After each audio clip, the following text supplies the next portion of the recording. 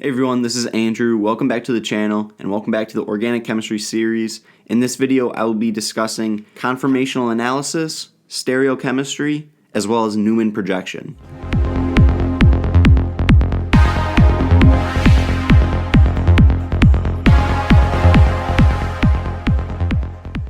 Okay, so up until now, our videos have mainly focused on molecules in a two-dimensional space, and we haven't really given thought to the third dimension.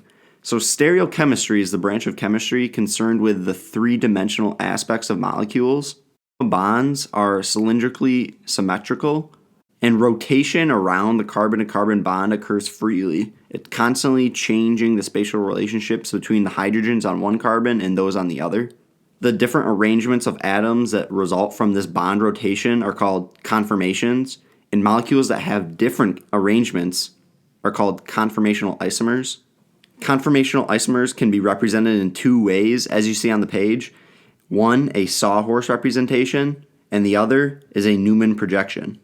So a Sawhorse representation views the carbon-carbon bond from an oblique angle, and it indicates spatial orientation by showing every single carbon-to-hydrogen bond, while Newman projection views the carbon-carbon bond directly end-on, and it represents the two carbon atoms by a circle. Bonds attached to the front carbon are represented by lines to the center, and then the bonds attached to the rear carbon are represented by lines to the edge of that circle. So you can see that the front carbon has the bigger lines coming off in the front, while the rear carbon is represented by the smaller lines that pop off the edges of the back circle.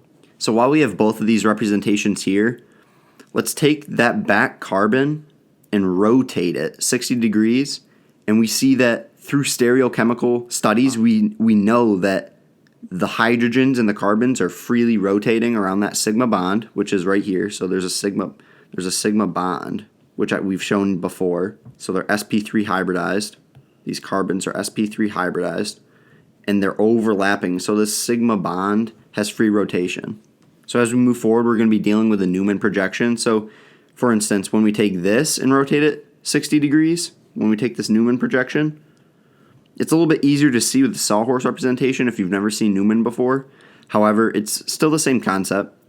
If you're going to take that back carbon and rotate it 60 degrees, like I've shown right here, then these hydrogens that look like they're sitting right behind each other, they'll move and they'll create a dihedral angle of 60 degrees.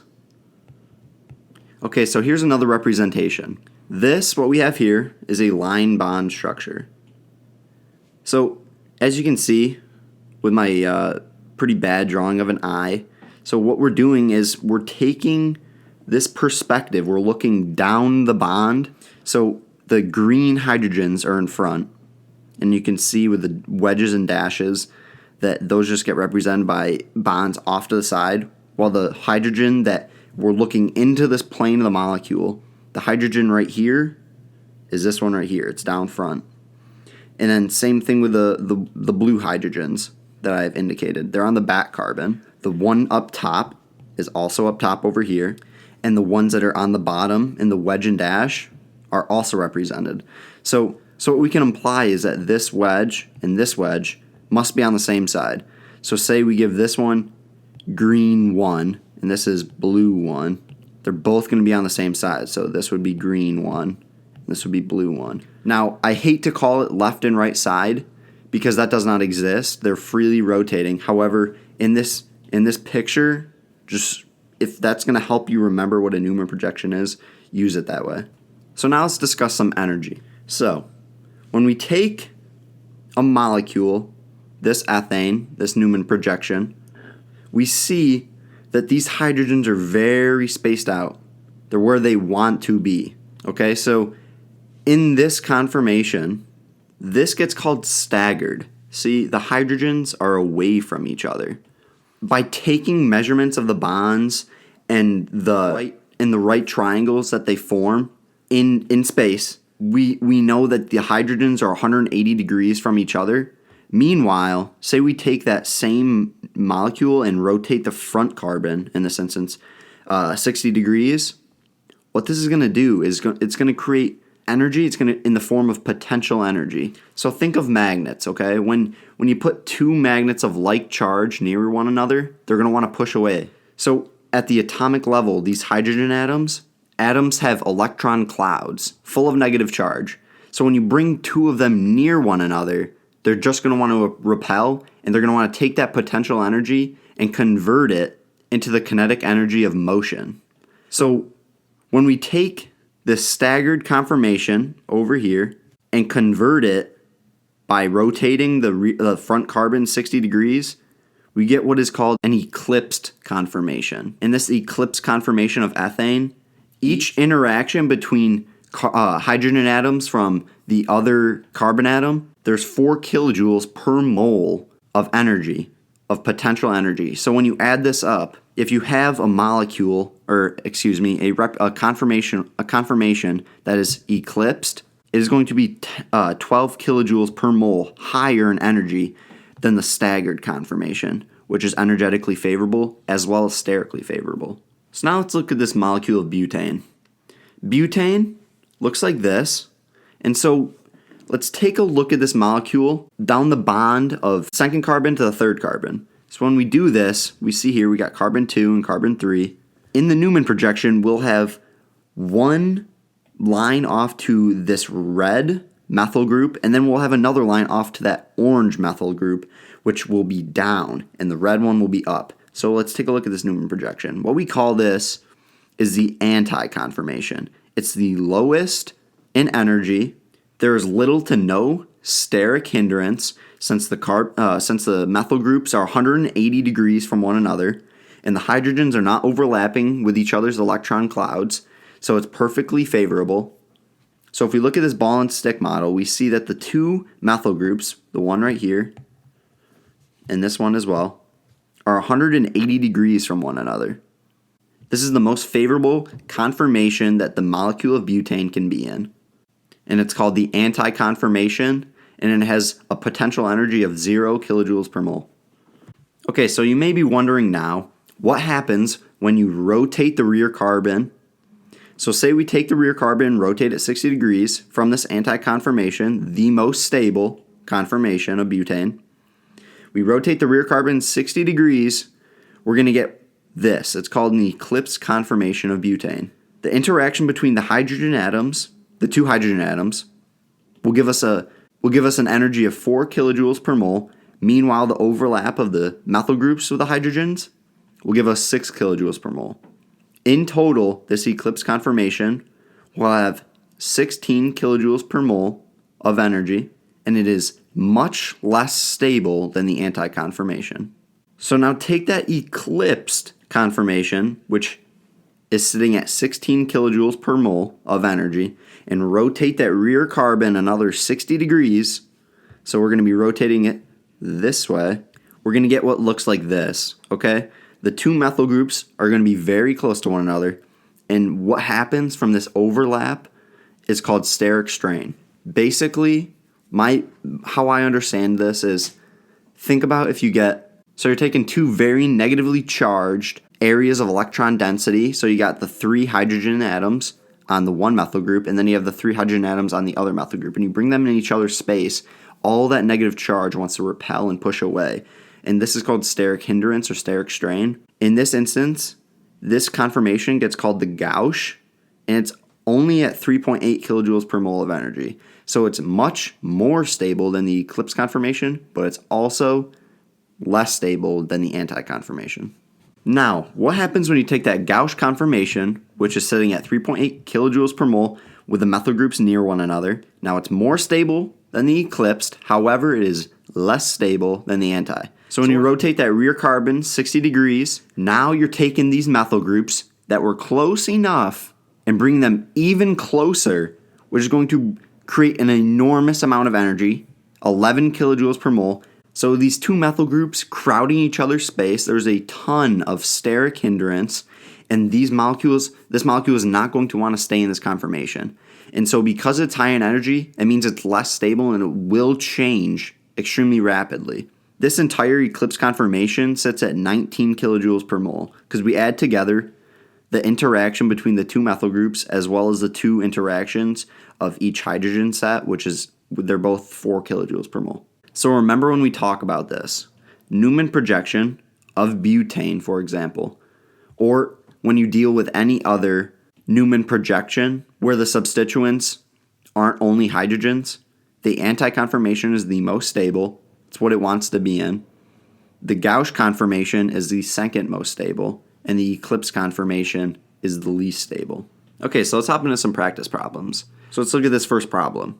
What is the most stable conformation of 2-methyl, 3-ethyl pentane?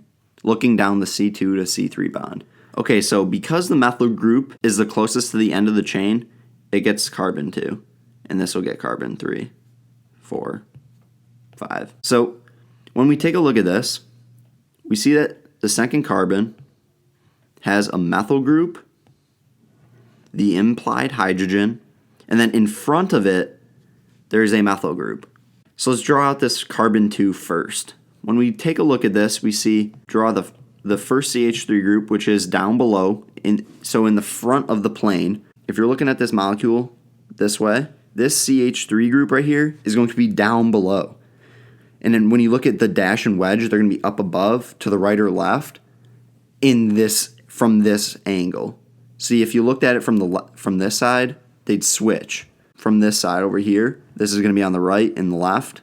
From that angle, over here, obviously, it'd be reverse. It'd be the CH3 would be on the left and the hydrogen would be on the right. But let's draw this out. We'll give the CH3 the left side, and the hydrogen will be on the right side. Remember that these are sigma bonds and they freely rotate. So now let's take a look at this third carbon. What do we have here? We have an ethyl group, we have another ethyl group, and we have an implied hydrogen. So let's draw this ethyl group first because it is off the third carbon in the back.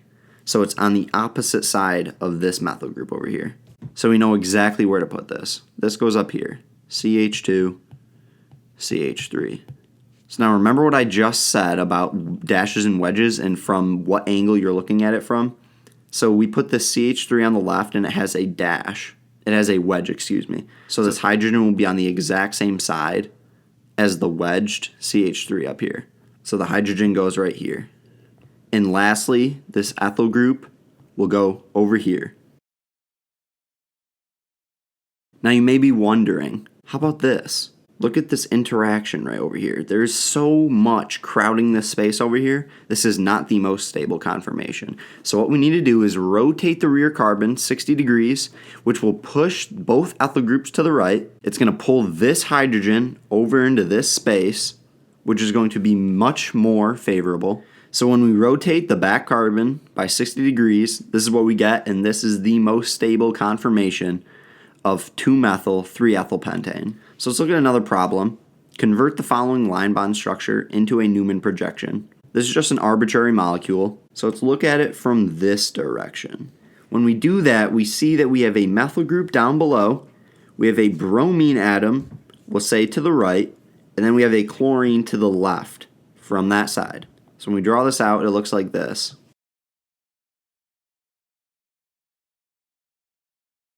So now let's take a look at this carbon atom. It has a methyl group, it has a hydroxyl alcohol, and then it has the implied hydrogen. So going back to the rules, we know that since the hydroxyl group is on a wedge, just like the bromine, it's going to go on the same side. So you're going to get the OH over here. Subsequently, the hydrogen will be over here on the left. And lastly, the methyl group will be up top. So that is what the Newman projection would look like for that line bond structure. It may not be the most stable. However, that's not what the question asks, so make sure to answer exactly what the question asks. It's also an arbitrary molecule, so it's not necessarily that important. Okay, so last practice problem. Rank the following Newman projections from lowest to highest in energy. So what we know, lowest in energy would be most stable, and the highest in energy would be the least stable. So pro tip, when doing these problems, number 1, look for the projections, the conformations, that have bigger groups close to one another. Those will be less stable and higher in energy. On the same token, when I do these problems, I like to work, especially for this one, it's asking for lowest to highest. So I'm going to look for the lowest, the one that has possibly, let's hope, an anti-conformation. That's what we got here in D. So when we take a look at this one, we see that the ethyl groups are anti to one another. They're 180 degrees from one another. There's also not much steric crowding because these hydrogen atoms are close to one another. They're staggered from one another. And the CH3 and the hydrogen won't create that much steric hindrance. And this ethyl group with this methyl is still more stable than, say, whether an ethyl group is staggered next to another ethyl group. So the most stable, the lowest in energy, will be D. Secondly, the one that is second to least in energy would be this one, would be B, because we see that between this ethyl group and this methyl group, there's a hydrogen. And on this one, all three of them are right next to each other. So this A is less favorable than B. So B comes next. After B, taking a look at this, we know that A definitely comes next. That is because C, which will be the highest in energy, is eclipsed, and it's got all of these close to one another. So the amount of energy that these are creating is much higher than this staggered conformation in A. And so C will get the highest in energy. I hope you enjoyed the video. If this was helpful or insightful, make sure to like, comment, and subscribe for more content. Dave and I will be posting often. We're going to keep pumping out the organic chemistry, but we're also going to start to delve into some cell biology and possibly some gen bio. Thank you for watching. I'll see you in the next one.